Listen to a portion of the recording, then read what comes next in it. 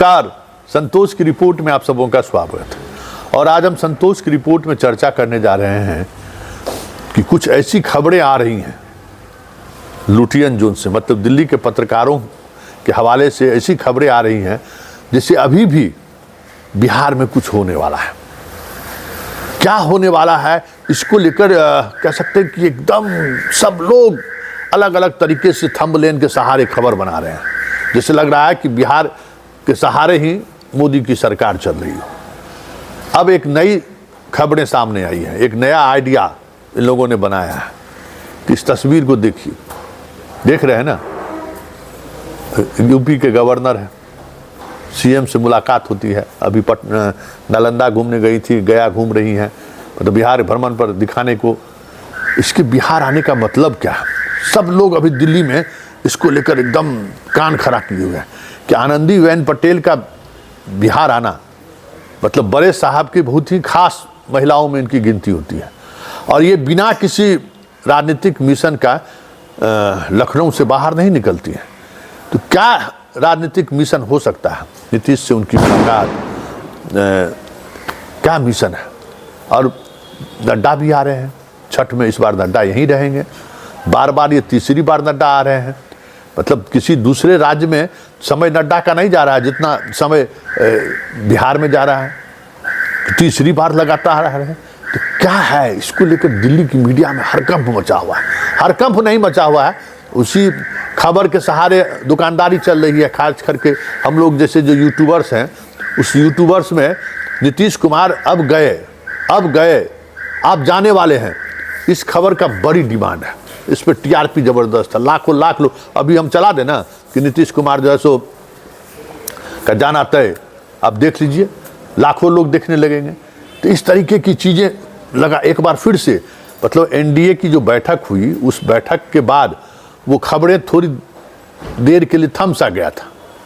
लेकिन भाई खबर तो निकालना है ना, तो दो विषय आ गया कि नड्डा क्यों आ रहे हैं, आनंदीबेन पटेल क्यों आई थी, आनंदीबेन पटेल की नीतीश से मुलाकात का मतलब क्या है।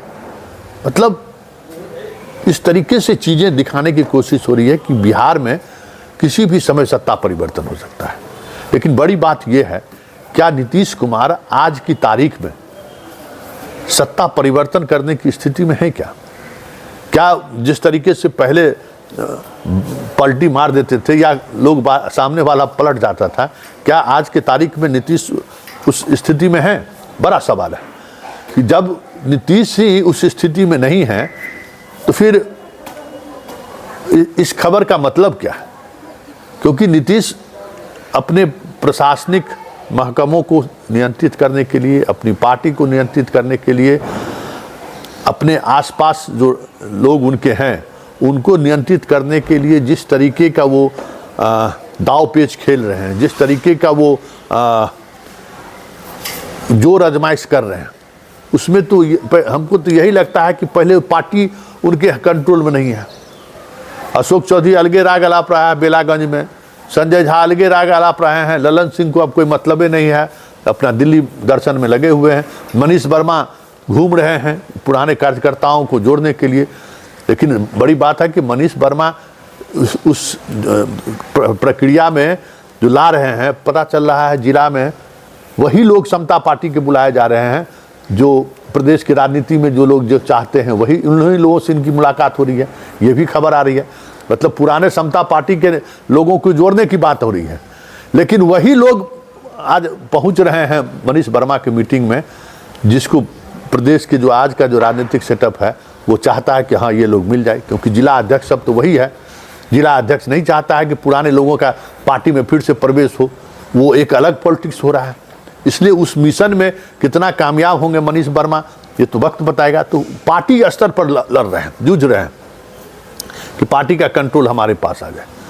उसी तरीके से ब्यूरोक्रेसी में देख ही रहे हैं कि ब्यूरोक्रेसी को लेकर किस तरीके से आपाधापी चल रहा है, कंट्रोल से बाहर हो रहा है। बीजेपी का मंत्री अब सीधे हस्तक्षेप कर रहे हैं प्रशासनिक महकमों से के बीच।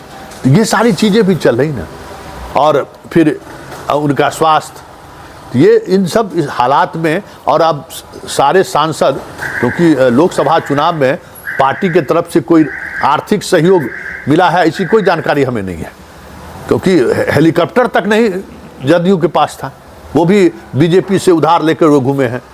और प्रधानमंत्री मोदी से लेकर शाह तक कई जदयू प्रत्याशियों के समर्थन में वोट ही नहीं मांगे, हर तरह का मदद भी उसने पहुंचाया है।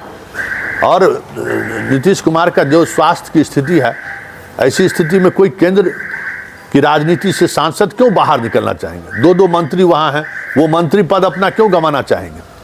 तो ये कई तरह के सवाल हैं जिन सवालों में नीतीश कुमार उलझे हुए हैं।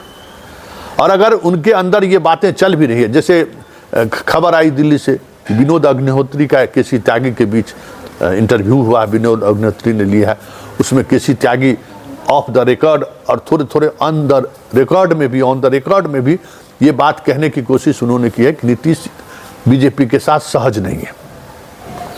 हो सकता है कि नीतीश सहज नहीं हो, लेकिन उनकी सहजता या असहजता का आज कोई मतलब है क्या? जिस तरीके से चुनाव सिर पर है, और नए गठबंधन में किसके साथ?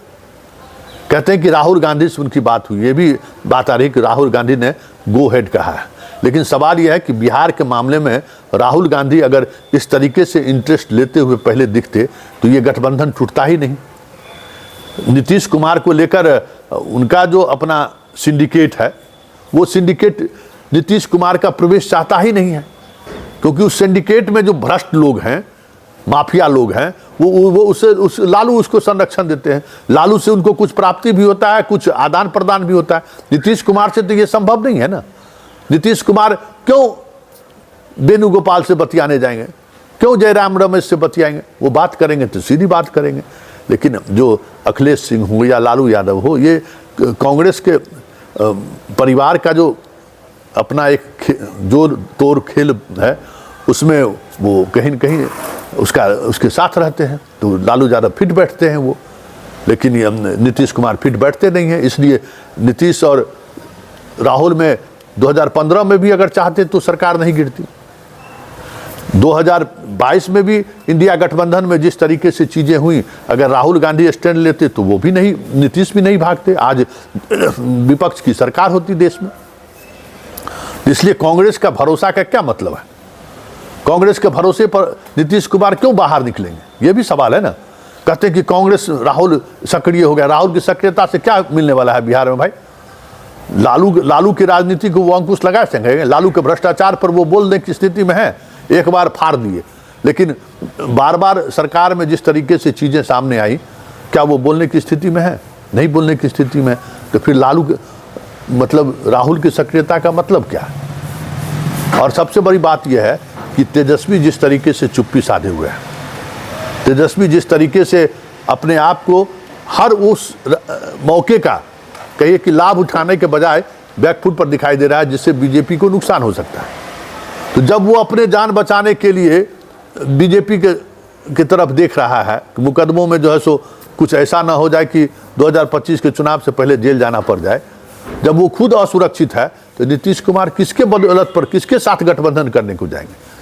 कई इस तरीके के सवाल हैं जिन सवालों के सहारे ये कहा जा सकता है कि नीतीश असहज हैं।